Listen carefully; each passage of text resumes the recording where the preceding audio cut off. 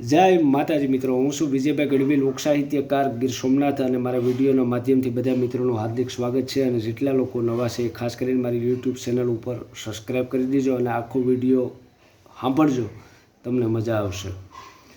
આપણા લોક સાહિત્યની અંદર નાનામાં નાના અર્થ સાથે ઉદાહરણ દેવામાં આવે છે ત્યારે કોઈપણ વ્યક્તિને સમજવું આસાન રહે. વર્ષો પહેલાં જ્યારે આધુનિક યુગ નહોતો ત્યારે એક ગામના પાદરની અંદર એક બેંકનો મેનેજર ફોર વ્હીલ લઈને નીકળે છે.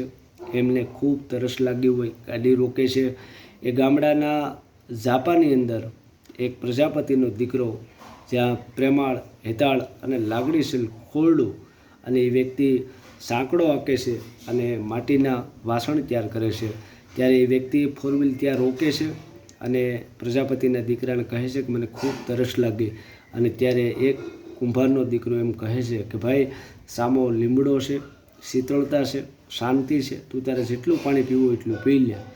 ત્યારે એ વ્યક્તિ ત્યાં જાય છે, પાણી પીવે છે. એ બેંકનો મેનેજર હોય છે અને આ પ્રજાપતિના દીકરાને સાંકડો આંકતા જોઈ અને બેંકનો મેનેજર પૂછે છે કે તમે આ રીતના મહેનત કરો તો તમે આમાં શું કમાઈ શકો? એક કામ કરો, હું તમને મારી બેંકમાંથી લોન આપું, અને તમે બહુ વ્યવસ્થિત વ્યક્તિ છો એટલે કહું છું, હું તમને લોન આપું, તમે ઇલેક્ટ્રિક સાંકડો વહાવો અને પછી તમારી સ્પીડ વધે, તમારું કામ વધે, અને પછી તમે આ માટલા લઈ અને તમે આગળ બીજા શહેરમાં મોકલો, જેથી તમે ખૂબ રૂપિયા કમાઓ. અને ત્યારે પ્રજાપતિનો દીકરો દાંત કાઢે કાઢે પૂછે છે કે ખૂબ રૂપિયા કમાવ તો શું થાય? અને ત્યારે બેંકનો મેનેજર કહે છે કે તમે ખૂબ રૂપિયા કમાવો ને તો તમે બંગલો બનાવો. અને ત્યારે પ્રજાપતિનો દીકરો બોલ્યો કે બંગલો બનાવ્યા પછી તો કે એમાં તમે 1.5 ટનના એસી માંડો અને પછી તમને જે શીતળતા મળશે એની મજા ઓર હશે.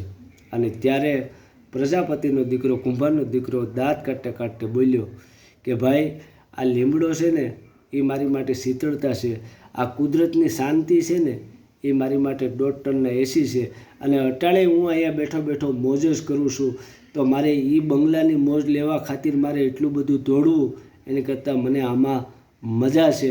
અને ભાઈ સાંભળ, તું આવ્યો છો અહીંયા, અને જે બધાને ફળિયામાં ગામડું હાંસવી લે ને ત્યાં શીતળતા જ હોય, એટલે ઝાઝી બધી સુવિધા નહીં પણ કેવી શાંતિ મળે ને એ મહત્ત્વનું હોય. એટલે પ્રજાપતિના દીકરાની સમજદારી, એની સમજણ, એના વંદન છે. અને ખાસ કરીને ઝાઝું બધું દોડવાની જરૂર નથી, કારણ કે જેટલું મળી જાય ને એમાં રાજી રહીએ. અને દેવાવાળો ભગવાન છે, પણ શરત એટલી કે મહેનત શરૂ રાખીએ અને બધાને પોતપોતાની મહેનત પ્રમાણે ઈશ્વર આપી દે છે. જય માતાજી, જય સોમનાથ.